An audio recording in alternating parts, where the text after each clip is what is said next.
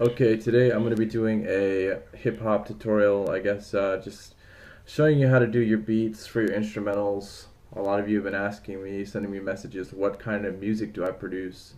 Um, I produce everything. I'm not a dubstep producer or a future beat producer or a hip-hop producer. I just do everything. So today we're going to be going over a little tutorial I put together on a beat that I just finished. You guys can go to the SoundCloud and check it out. I think it's beat 2 or 1. I don't know. It's the top 2. So yeah, here we go.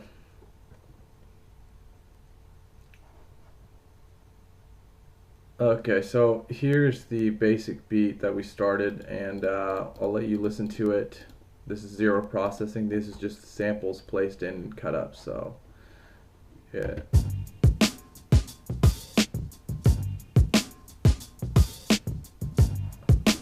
Okay, so that's the beat.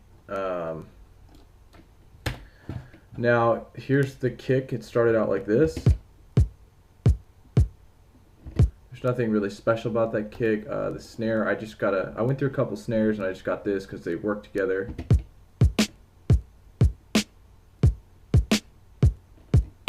You know, I did a real basic beat. You can see right here the tempo is 88. So I just kind of got a beat I could groove with. And then I got these hi-hats, and it says hi-hat 1, and then it says hi-hat 2, but they're just the same hi-hat. This one is just going to be panned. I'm going to pan it to the left, and then this one I'm going to pan it to the right. And the volumes, this one is going to be a little bit higher. This one's going to be a little bit lower because it makes it sound more natural. So if you listen to that.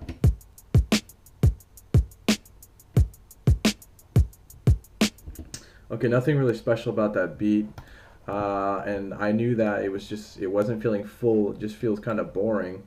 So what I did is I took a break. Actually, this is the break, and I cut it up and put it with the beat. So we'll listen to the break here. Okay, see, that break has groove immediately.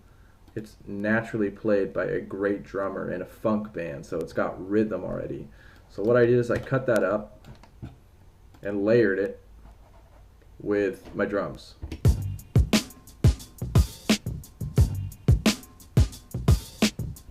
So first off, it's helping these drums. It's giving a different tone to my snare and my kick, and it's adding some little hi-hat doodads in there, and it sounds good. So what we're going to get down to now is the processing. So once you've come up with a beat, you like all your elements, well, now you need to get to the engineering side and really start working on making it sound good. So first off, with the kick, it's got a lot of low end, which is good, right? Yeah, kind of, but not in a mixed sense. So I'm going to drop it. I'm going to turn on my EQ, and what I did, if you take a look, is I play. See all this low end? I'm going to take that out. 4, after. Okay, see, it doesn't really take away the power of the kick, so that's good. So we're going to leave that. Not a big deal. And yeah. And let's see, I didn't do any processing on the snare. I really like the way the snare was sitting. Sounds great. Also, very important, my kick is in mono. Remember, your kick should be in mono. My break is mono. So I'll show you what sort of processing I did. First off, I sent this out. I went and sent it to bus 2, which is a reverb bus. So now if you listen, this is before, after. Okay, do you see how much wider and bigger that sounds with the reverb? Also, I bring up my EQ, and here is what I did. I dropped all the low end, boosted a little bit, around 1-2K, and then I dropped all this high end because it had old recordings have a hiss in them sometimes, so you know, some noise. So here's before, and here's after. which it takes away some of the power, but it doesn't really matter because we're layering it with our main kick and snare, which we don't want them to get muddied on the low end. So there's that. And then the hi-hats, all I did was the same. I went to bus, and I went bus, sent to bus, which is 2, which is a verb. Same exact processing on this one. And the EQs, let me show you this for a hi-hat EQ. I drop any potential low end that might possibly be in there, and I drop cut it off at 14, just because you don't need that really high-end deafening sound, especially with you know, working with digital signals. So yeah. So now the beat together sounds like.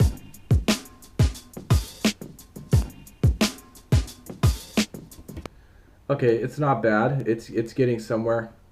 So now what we're going to do is we're going to bring up the mixer, and I highlighted all of these, and I went output to bus 1, which is a bus that I made, and I labeled it drums. Now what I put on there is the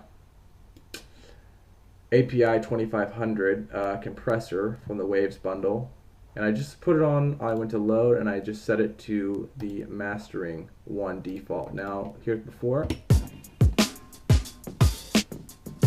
And here's after.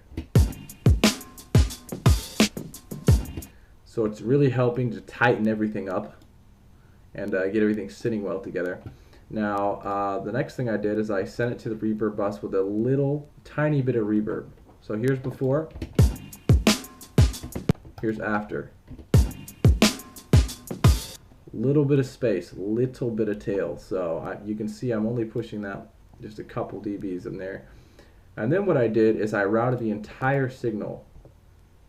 You can go to bus, and you can run it to a new bus, which I already named pcomp, which stands for parallel compression. And if you hold option, and you see, you can move this around. If you hold option and you click it, it'll set it to full signal. So I'm sending the whole signal to this bus right here, which is what I'm going to be doing parallel compression on. So parallel compression is now that I've got it running through, now here, let me show you what we did. So here's before, here's with the parallel compression. Now the difference is subtle, but when it comes to the mix, it's really going to make the drums stand out. So let me show you what we did. First off, on this channel, we just did this EQ. And these EQ settings are really harsh, and you normally wouldn't do them, but when I'm trying to squash the drums to do the parallel compression. So right here at about 100 hertz, I boosted it up a lot.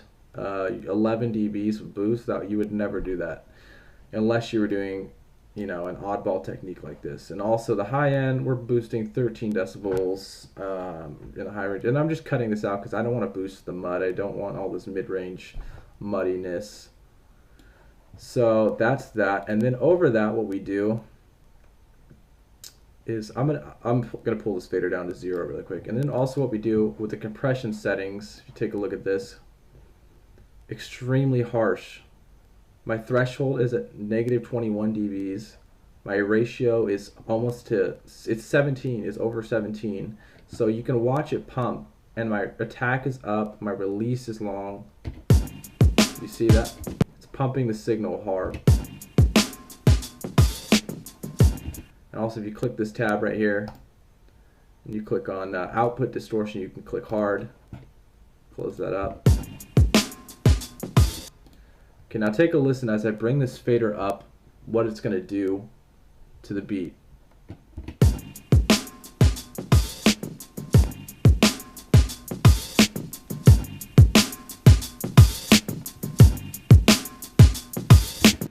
It's just giving it a lot of clean thump in the low end, a lot of like real tickiness, nice tone in the high end. So yeah, that's pretty nice. That's pretty much it right there as far as the beat. So you've got a lot of processing going on after you finish the beat. And I hope a lot of you guys can watch this and sort of understand why certain techniques are happening, and how getting a great beat also, it comes down to first starting off with really nice clean samples, And then once you get those working and you get your idea, you get your beat, you get it grooving, then you want to start doing your processing. I recommend for a lot of you producers out there to mix as you go. It's going to just help your overall mix, and when you introduce new elements, they're not going to be competing too much, and you can really see if it's going to fit in with your tune. So yeah, I hope you enjoyed this. I've got this beat up on the SoundCloud. You can go listen to it. And yeah, any feedback would be great. I would gladly return the favor, and I hope someone out there learned something. If not, I'm just wasting my breath. So thanks for watching.